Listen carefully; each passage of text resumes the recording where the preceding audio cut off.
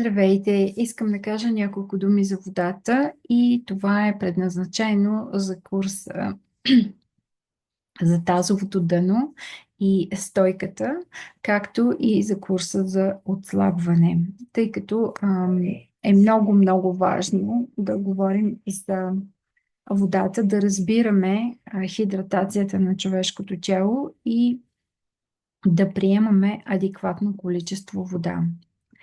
И така, водата и нашето тяло, водата също се отнася към нашия успех, защото водата съпровожда много добре всички процеси в човешкото тяло. Виждате тук на картинката в ляво как нашите органи имат огромно количество вода в себе си.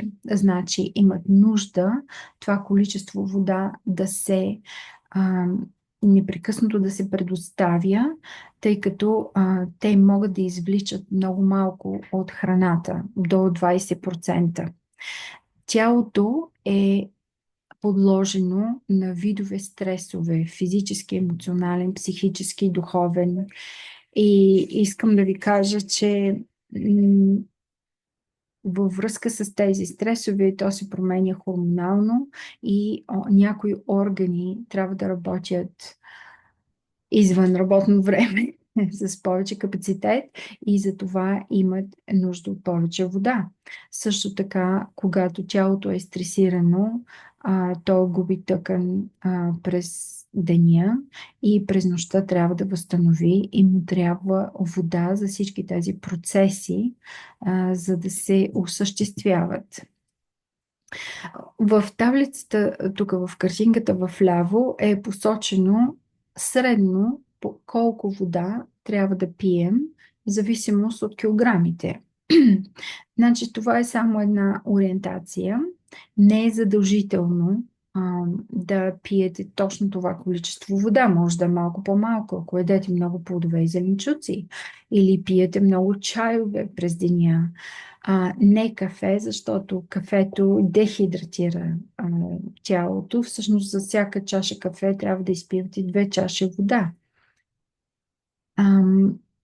Също така може да се налага да пиете малко повече от това, което е предложено за вас. Да кажем, ако сте на кето диетата, където има ограничено количество зеленчуци и плодове.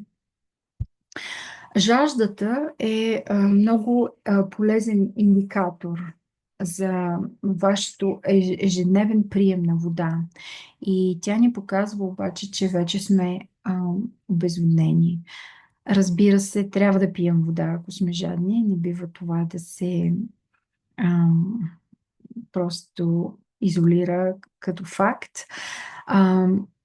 Но обезводняването води до влошаване на специфични аспекти от нашето функциониране, като когнитивното ни представяне, като визуалната ни бдителност. Знаеме, че очите са част от мозъка и ако мозъка е огромен процент вода, за да функционира максимално добре, значи той има нужда от тази вода и за да вижда добре. Тъй като очите приемат визуално околната среда, но мозъка интерпретира това, което те приемат като информация. Дехидратацията е свързана с негативното настроение, влошаване на краткосрочната ни памет. Всички сме изпитвали момента, в който забравяме къде са ключовете за колата, а трябва да сме тръгнали преди 10 минути. И това вече е много неприятно. И ще видите, че ако се хидратирате, по-нататък ще говорим за това как, тези неща ще се случват по-рядко и по-рядко. И също така имаме нарушена двигателна способност, ако сме дехидратирани, защото фастията, с която работим и в двата курса, курса за стойката и за тазовото дъно, както и в курса за отслабване, фастията има нужда, всъщност тубички пълни с вода, които ако не са пълни с вода, не може да функционира добре и така се усуква около мускулите, усуква се около органите и ги ограничава в тяхната работа и движение на мускулите.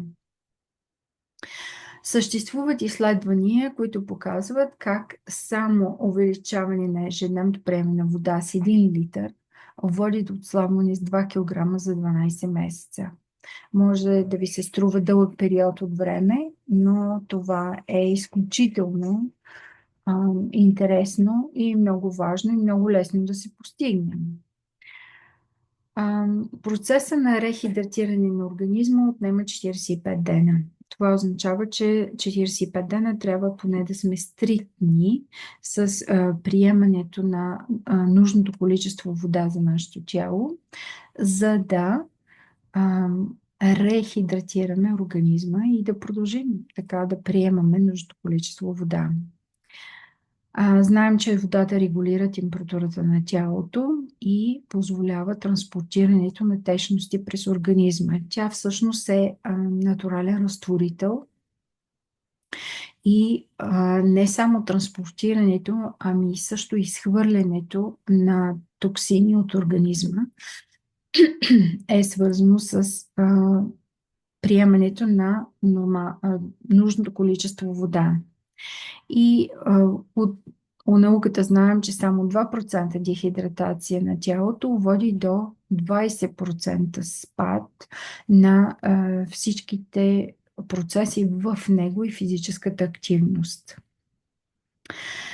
Също така знаем, че е добре да се пие много вода, за да не се образуват камъни в бъбреците. Обикновено питейната вода има неутрално pH. Сега много хора си купуват разни машинки за правене на алкална вода, чистят даже с нея, била по-добра за чистене и така нататък. Алкалната вода трябва да съдържа алкални минерали. За мен това е малко екстрим, малко прекалено. Водата, според мен, трябва да е жива вода, да е изворна вода, да е вода, която тече. Водата от кладенец също е жива вода, защото има подводни реки и оттам се събира. 90% от абсорбцията на водата от тялото се извършва в тънките черва и около 400 мл се абсорбират от дебелото черво. Значи тялото, когато има нужда от вода, то си дърпа от храносмилателната система. И всъщност това е една от причините да се получава запек. Ако тялото има нужда от много вода, но вие не пиете вода, то се взима от дебелото черво. И обаче дебелото черво няма достатъчно, за да изхвърли изпражненията.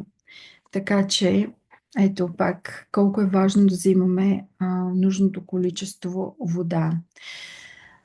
Тялото може да произведе около 20% от нужната вода от твърда храна, като месо, като плодове, зеленчуци и така нататък, сирена. Но това идва с цена. Тялото заплаща с енергия и аз предпочитам моите клиенти и аз да пием достатъчно до необходимото количество вода, а не да чакаме на тялото да го излече от нашите салати или там плодове, каквото ядем. Процесът на усвояване на храната също води до ограничено производство на вода, това, което казах. Тялото не може да складира вода, за съжаление, освен, когато сме напълняли, има един процес, при който тялото сдържа вода, защото е стресирано и има нужда от това. И разбира се, бременните и кърмещите жени се нуждаят от по-голямо количество вода. И тук съм намерила няколко снимки от Нета от Масаро Емото, който написа преди доста време книга за водата, в която е правил снимки на водата в различни състояния. И най-накрая живата вода, това е изворната вода, течащата вода, в която има микроорганизми, в която има минерали. Тя съдържа предимно магнезий, силициев диоксид и калциум. Съдържа полезни микроби и тук е момент да кажа, че ако пиете изворна вода, трябва да е от сертифициран извор, в който от който се знае, че тази вода е питейна вода. Молекулите на изворната вода са аранжирани в специфична шестоъгълна форма, която казва, че като чип към компютър, както чип към компютър, тя е чип към нашето тяло. И също така, че водата пази паметта на пътуването си през Земята. Това вече за тези, които искат да знаят повече за тези предположения. И че водата съдържа над 440 хиляди информационни панела. Значи водата е информация за тялото. Хубаво е да се сменя. Аз предпочитам да сменям минерална с... Ние имаме вода от кладенец, с водата от кладенец, да я добавям. Също така, ако имате изворна и минерална вода, да ги комбинирате през деня.